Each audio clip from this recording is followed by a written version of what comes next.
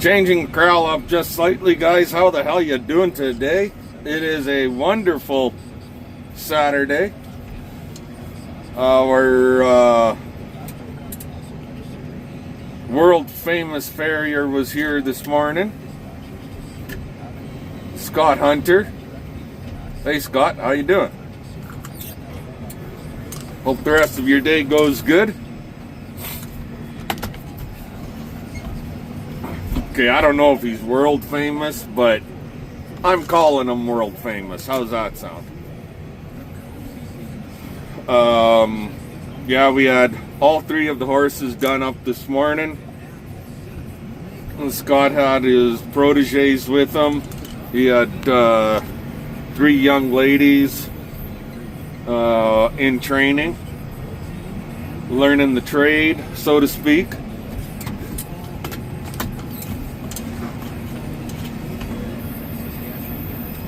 And I'm just moving these windbreaks a little bit.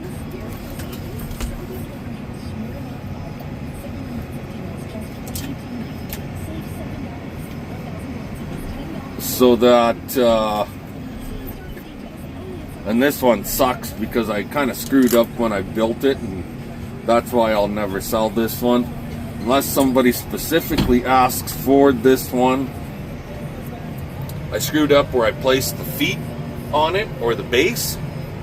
I put it at 8 feet, so you got to be super careful when you're moving this one so it doesn't drive the foot or the base into your front tires of your tractor. Anyway, I'm going to get this sucker set in place and I'll bring you guys back. There, those two are over here.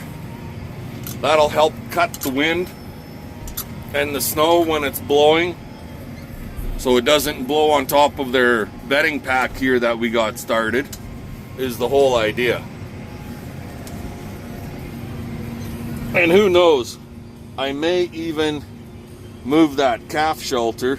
I'm gonna hit it right now, here right away, and just jar it free so it's not frozen the ground, so that if I decide to move it later on, it'll be a lot easier to do, because with the next couple of days being above 0 temperatures, that sucker's gonna freeze down hardcore. So I want to break it free. Anyway, I'm gonna get that done and I'll bring you guys back after.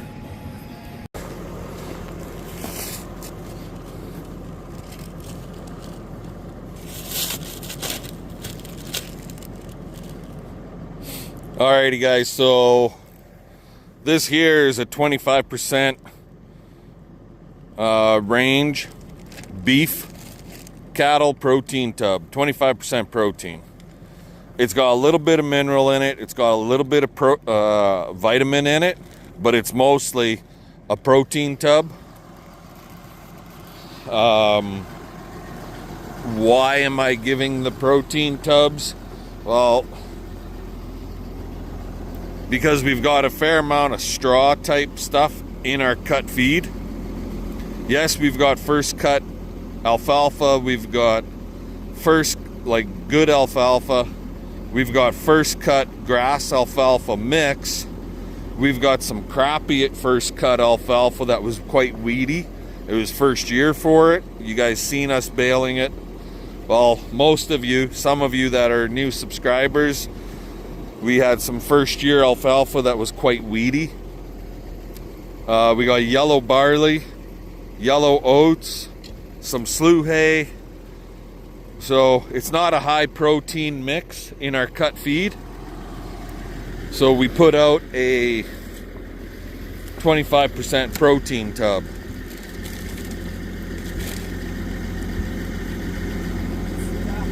And CP's pulling this one because she's bored. I'll dump it off when we go to dump it for the heifers. So the first time calving heifers, they're gonna get a tub, and I have a third one because I got a feeling these cows are gonna go through that tub relatively quick. Can you see the tag on these? Nope. Well, kind of.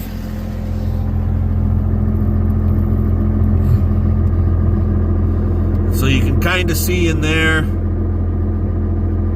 what the product is that's in it. But for the most part, it's a molasses-based protein tub. Anyway, we gotta get home, drop one off for the heifers, and then put the other one in storage. So these are, what the hell are these things? 200 pounds, basically, 220, something like that. So I generally have the protein tubs out with the cows year round, but this year they've been without one for, how long they've been without one now? Do you remember? No. It's been a little while. Since it came from the West Pasture. So probably a couple months that they've been without a tub. So I got a feeling they're gonna go through it fairly quick. Anyways, we'll bring it back a little later.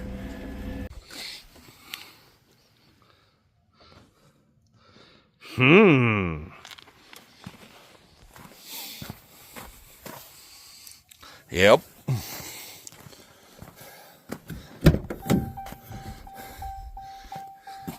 And that's the old one there.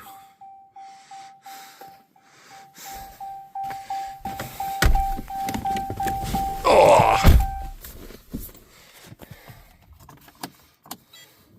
And it was running.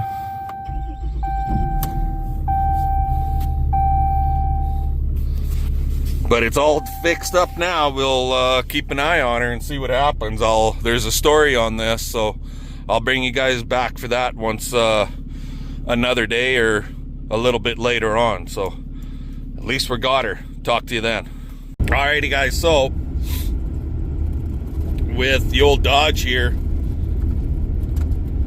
I already told you the story about the rear end.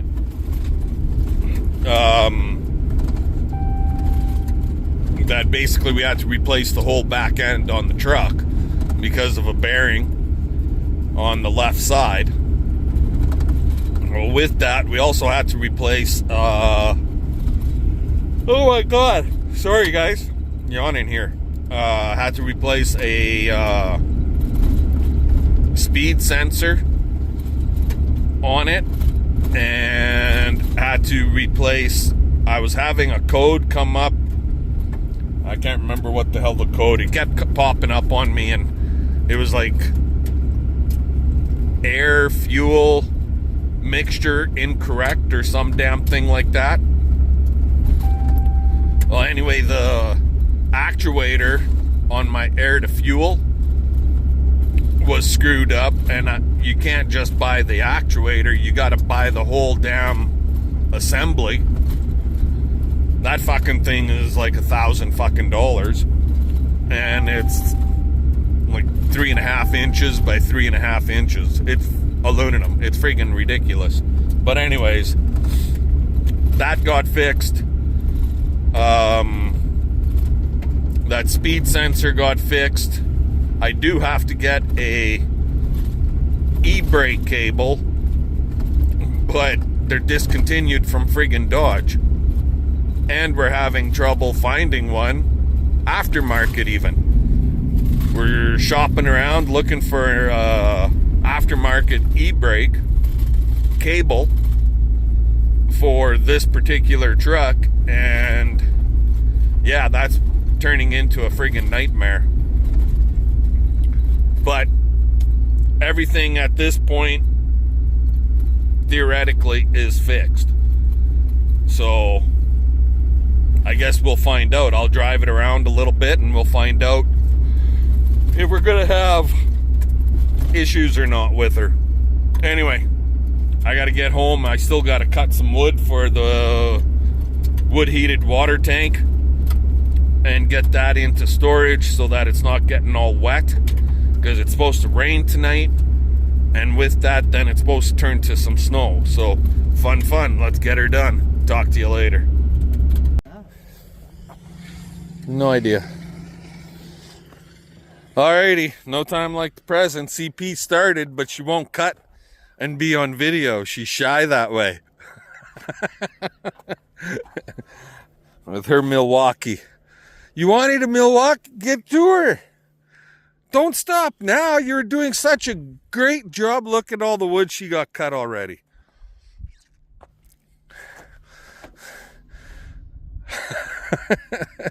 It's gonna rain. We gotta hurry up. Come on. So, off the phone.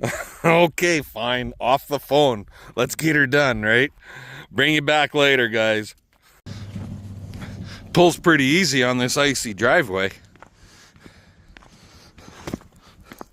But all that wood that we had piled on the ground there did not fill this sleigh 100%.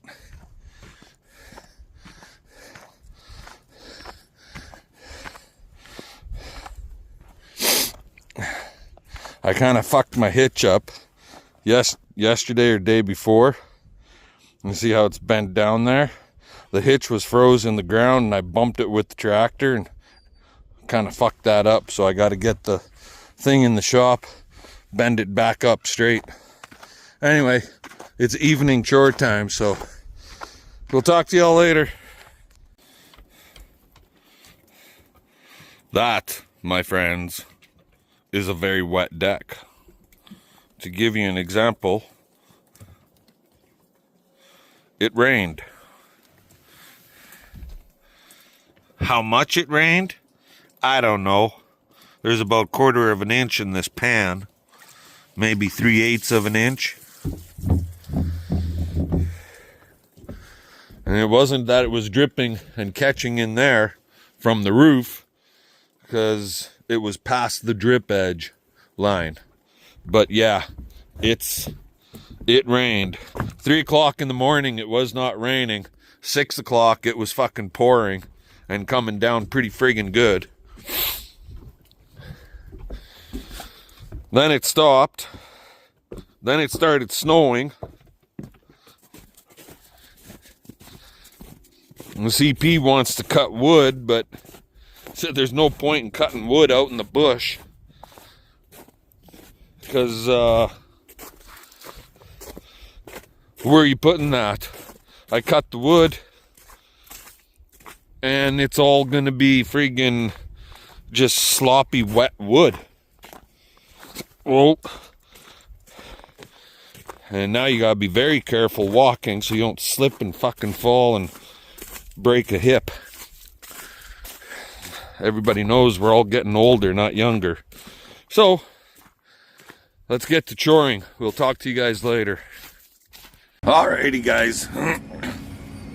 Well, we just got done bringing out 4 bucket loads, and the very end of this bunk never got right full, but with 4 bucket loads, approximately roughly 900 pounds per bucket, that works for how many cows we got out here. That works out to like 46 pounds of feed per head per day.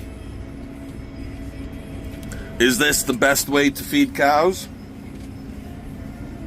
No.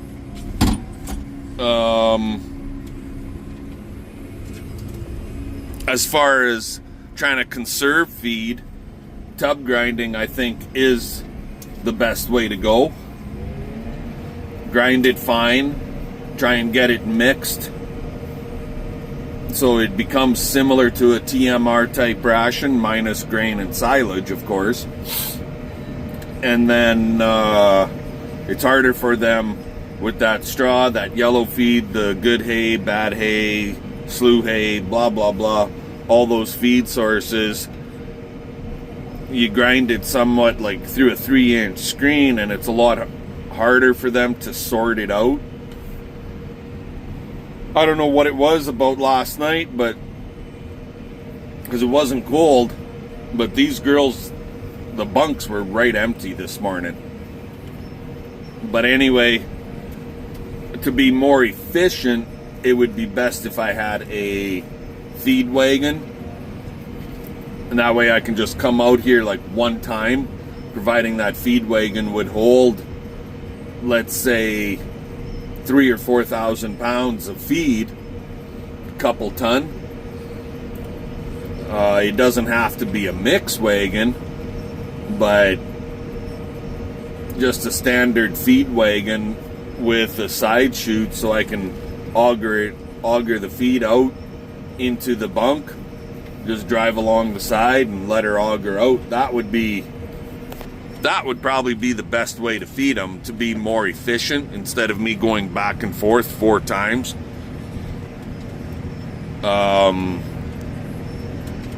So yeah, I guess what I'm getting at is if somebody's got like a old Schuler feed wagon, PTO drive, I think would be better than a hydraulic drive. But if it's hydraulic, I guess that's all right. I'll have the hydraulic power on Big Blue and even Little Blue to run that thing. But anyway, yeah, if somebody's got one that they're not using, they're thinking about selling, hit me up, message me. I'm kind of in the hunt for one. Whether I'll actually purchase something like that this year, I don't know. We've had a lot of expenses here with tractor breakdowns and, well, purchase of a baler and truck breakdowns. The truck was a big one. So, but yeah, I'm kind of looking for something like that for winter feeding. Anyway, got to get back to the yard. I've got a few things that I want to get done here yet, so we'll bring you guys back a little bit later. So like I was saying, if somebody out there, if you guys have one, or you know of somebody that has an older feed wagon kicking around that they're not using and they might be interested in selling, shoot me a message on Messenger. If you guys want to get a hold of me, phone number's on my truck. You go into past videos, you'll see the phone number, or 306-699-7767. Shoot me a text message or hit me a phone call, and we'll go from there. Keep in mind, BP here is a cheap bastard, so just letting y'all know. Yeah, BP's cheap, so it's got to be cheap. Anyway, we'll talk to you guys later. Oh yeah, I don't know if you guys can see that in the background, but here, I'll turn you around. You see that stuff falling down? Yeah, now we're getting like a snow sleet mixture. That ought to really make the highways fucking fantastic, right? After all that rain, see the water pooling? See that? Over here. So you can imagine the rain we had, and then you get that water that's pooling. Now this snow / sleet coming down. My guess is this stuff is gonna freeze like a brioche tonight and be just friggin' tonight. Tomorrow morning ought to be interesting. Between first responders, 911 calls, and tow truck drivers, they're gonna be busy as all hell, as far from what I can see at this point. Anyway, I got a round barn door track I gotta do some work on because it's giving me some grief. It's bent a little bit, so I got my vice grip plier. I gotta do some snow shoveling, and I'll bring you back when we get rocking and rolling on that. Alrighty, so kind of got that patched up. It's still got to jump a little bit to get to the darker gray versus the silver piece, but I took a big ass friggin' like a 8-inch nail, drove it about 4 inches into the wall, then bent it down over the top and pulled the darker gray piece down. When I mounted this, I didn't have there's actually a flat plate that you would put in there and bolt the two pieces together so they line up perfectly. But I didn't have that joiner piece, so if it's got to jump a little bit, it's not the end of the world. It was just with the snow buildup, it wasn't working anymore. So this should be better, I hope. We'll find out as time goes on. Now to go inside, god damn it, go inside the barn and move the snow out of there that accumulated because the door wasn't closed 100%. Yeah, all these fun jobs that we got to get onto them now before it gets really cold again and everything freezes hard and then it's ice and you're using a pickaxe. Talk to you later. There. It might not be perfect, it might get snow on it still, but it's out of the elements and it's out of the way. And the wind is starting to pick up a little bit. Not bad, but a little. So that tells me that something's gonna blow in here tonight. Guaranteed. I'm gonna go for a coffee and we'll see what happens after that. Well, we went from sunshine and beautiful weather yesterday to rain to a down out goddamn winter storm now. Like, in less than 24 hours, we went from friggin' sunshine and melting like a bugger to, I'd say, close to a quarter-inch rain. And now we got ourselves a full blown out friggin' storm. Snow's a blowing and it's just gonna get brutal.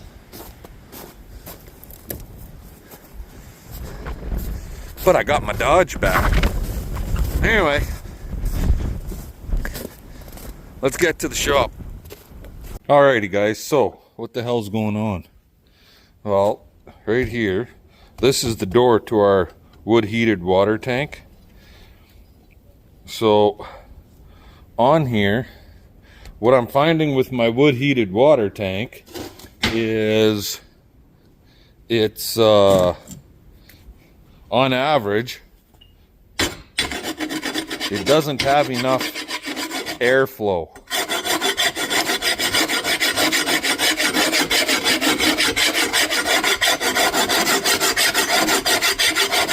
Especially if that wood is a little wet.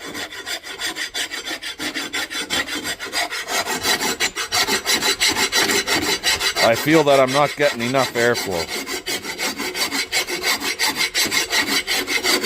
So my plan is to change that by drilling a few holes in the door so I don't have to have the door open to get that airflow going, and then just have like a piece of metal that'll turn to close the air holes off. It won't close them off 100%, but it'll close them off. That's the plan. So I just got to figure out where I want to put these air holes. And I'm thinking 1-inch air holes. And I'm also thinking I don't know what I should use for metal. Something like that, I think, could quite possibly work. This is the top up here. I'll try and figure something out and I'll bring you guys back. Alrighty guys, so this is what I came up with.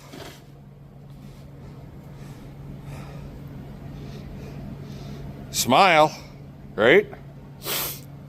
Might not be pretty, but anyway, I got this flat plate here, and I drilled 3, obviously, 1-inch holes.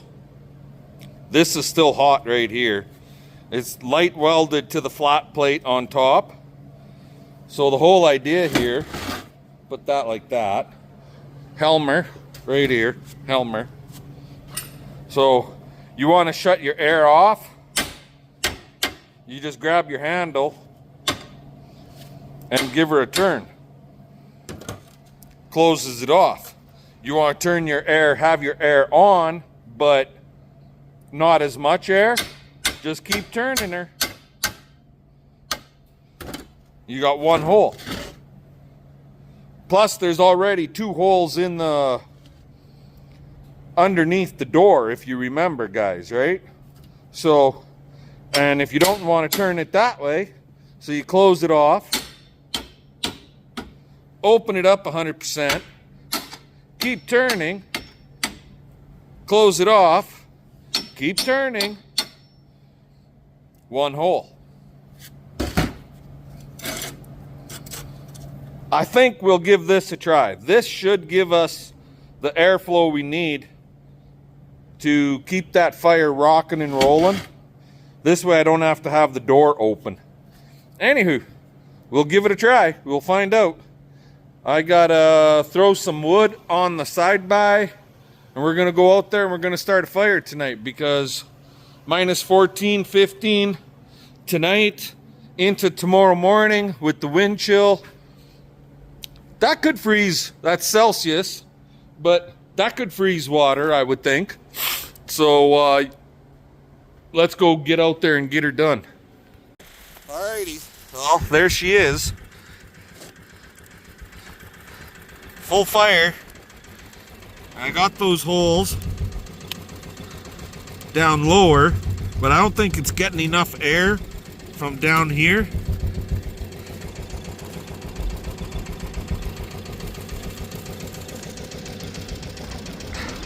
And that's why I was thinking more air. Maybe I should have had those 3 1-inch holes that I just put in the door at the top. I don't know. But I don't need, dang it, dropped you guys. I don't need a super hot fire. I just need some heat in there. And that fire, that wood is going. I just need some heat in there to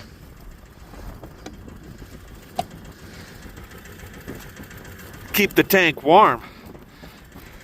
So I could just kind of have it smolder away. So I'll leave it kind of 3/4 closed on all 3 holes type of thing.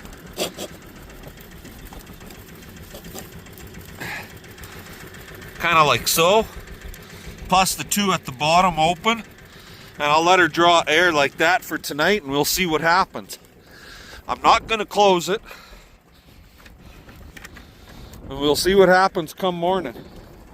Anyway, I think I got more than enough for you guys for this one. So, fun, fun, fun. Let's get her done. We'll catch y'all later.